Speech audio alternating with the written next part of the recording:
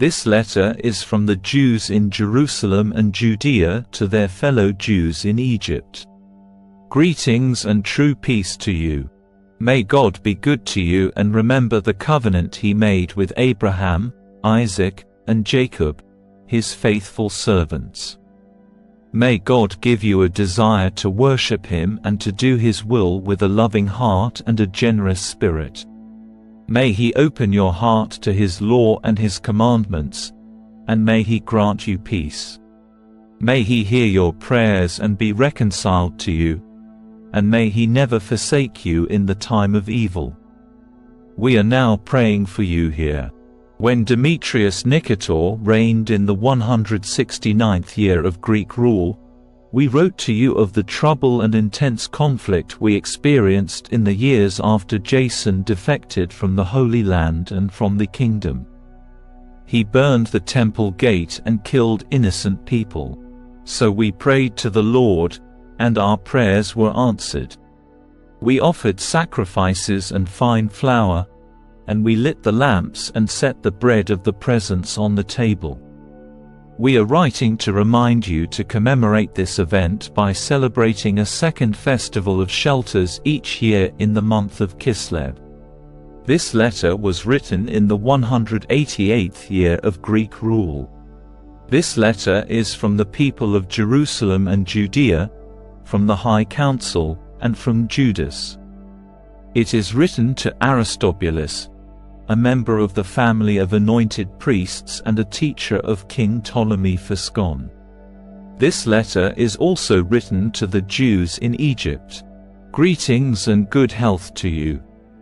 Having been rescued by God from dangerous times, we give Him great thanks for championing our cause against the king. God was the one who drove out those who fought against the holy city. When their leader, Antiochus, was in Persia with what seemed to be an invincible army, he and his men were killed in the temple of the goddess Nanea, for he was deceived by her priests. Hoping to secure large sums of money as a dowry, Antiochus led everyone to believe that he was going to marry Nanea. When he and his men arrived in Persia and the priests of Nanea set out the treasure, Antiochus and a few men entered the interior of the temple. The priests closed the door, trapping them inside. Then, opening a secret trapdoor in the ceiling, the priests threw stones down on Antiochus and his men, killing them. The priests then dismembered them, cutting off their heads and throwing the body parts outside. May God, who has judged the wicked, be blessed in all things. Therefore, since we will be commemorating the purification of the temple on the 25th day of the month of Kislev, we thought we should remind you also to celebrate this second festival of shelters, which also commemorates the day when the fire was given to Nehemiah to offer sacrifices. This fire was given to Nehemiah after he rebuilt the temple and the altar. When our ancestors were taken captive into Persia, the devout priests at that time secretly took the live coals from the altar and hid them deep in a dry cistern. There they kept the holy fire safe in a place unknown to anyone.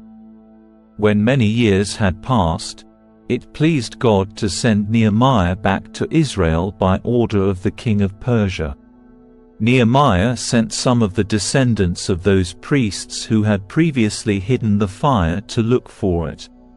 They reported that they found no fire but instead found a thick liquid in the cistern.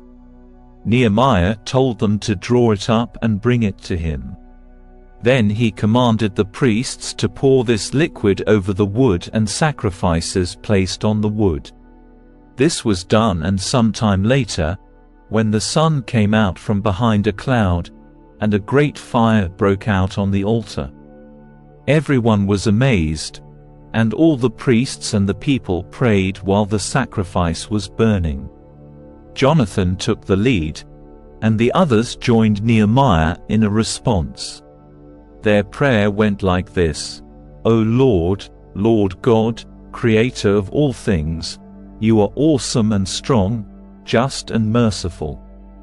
You alone are King, and you are kind. You alone are gracious. You alone are just and almighty and eternal. It was you who saved Israel from all evil and chose our ancestors, setting them apart. Accept this sacrifice for all your people Israel, and preserve your own inheritance and make it holy. Gather together our scattered people. Free those who are slaves to the Gentiles. Look favorably on those who are despised and rejected, and let the Gentiles know that you are our God. Torment our insolent oppressors. Firmly plant your people in your holy place, as Moses said. Then the priests sang hymns. When the sacrifice was fully burned, Nehemiah ordered the remaining liquid to be poured over large stones. When this was done, flames burst forth on them, but the light that blazed from the altar was even brighter. This became a well-known event. The king of Persia heard that a thick liquid had appeared in the place where the exiled priests had hidden the fire, and that Nehemiah and those with him had used the liquid to burn the sacrifices. The king verified the matter and then enclosed the place, declaring it sacred. The king gained a great deal of revenue from the place, and he used this money to give gifts to people he favored. Nehemiah and his people called this liquid 𝗕𝗲, which means purification, but many call it naphtha. The records show that it was Jeremiah the prophet who commanded those who went into captivity to hide some of the fire of the altar. He also ordered them not to forget the commandments of the Lord and warned them not to be deceived in their thinking when they saw the gold and silver idols with their ornaments. With similar speeches he told them to keep the law of Moses in their hearts. The same records tell us how God told the prophet to take the tabernacle and the ark with him until he came to the mountain where Moses had looked out over the land God had promised to give his people. When Jeremiah arrived there, he found an empty cave into which he carried the tabernacle, the ark, and the altar of incense. Then he blocked the entrance. Some of those who followed him wanted to mark the place, but they could not find it. When Jeremiah heard this, he rebuked them, saying, "The place will be hidden until God gathers his people together again and shows them his mercy. Then the Lord will reveal these things, and the glory of the Lord will appear in a cloud, as in the days of Moses and again when Solomon prayed that the temple might be specially set apart for God." It is also recorded how Solomon in his wisdom offered sacrifices for the dedication and completion of the temple. Just as Moses prayed to the Lord and fire came down from heaven and consumed the sacrifice, so also Solomon prayed and fire came down from heaven and consumed the sacrifice. And Moses said, "Because the sin offering was not eaten, it was consumed." Solomon also celebrated the dedication for 8 days. These same things were written in the records and in the memoirs of Nehemiah. It is recorded that Nehemiah established a library by collecting the books about the kings and the prophets, the writings of David, and the letters of the kings concerning offerings to fulfill vows. Likewise, Judas collected all the books that were lost in our war, and now they are in our possession. If you need these things, send someone to get them for you. We are writing to you because we are about to celebrate the purification of the temple, and we would like you to celebrate this same festival. It is God who has saved his people and returned to us our inheritance, our kingdom, our priesthood, and our holiness, as he promised in the law of Moses. We trust that God will soon have mercy on us and gather us together from every land under heaven to the holy place. for he has saved us from great dangers and purified the temple.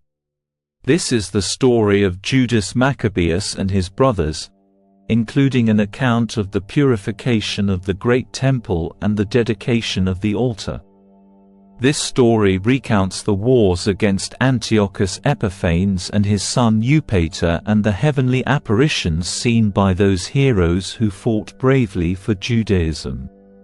These heroes, though few in number, took the whole land and routed the barbarian hordes. They regained the temple renowned in all the world, liberated the city, and restored the laws of Moses, which were nearly abolished. The Lord showed great kindness and mercy to them. All these things were recorded in 5 books by Jason of Cyrene, but we will attempt to condense them into one. There are so many statistics, a veritable flood of material, that anyone who wants to study the narratives of history has a difficult job. Therefore, our goal has been to make it easy for those who simply wish to read about these things and to help the studious to memorize more easily. We want all who read these things to profit. As for ourselves, this work of condensing the records is a difficult task, yes, one of hard work and loss of sleep, much like it is for those who prepare a banquet and try to please others. Yet we willingly undertake this labor for the sake of many. We leave to compilers the exact handling of every detail, intending here to outline a brief digest. The contractor of a new house must look after the whole building, while the painter is concerned only with its decoration. So I think it is with us. It is the historian's duty to collect all that is known, to put the events in order, and to search out and discuss every detail. But one who makes a digest is allowed to pursue brevity of speech and avoid lengthy explanations. So let us begin the narrative without adding any further comment, for it would be foolish to make a long preface and then cut short the story itself.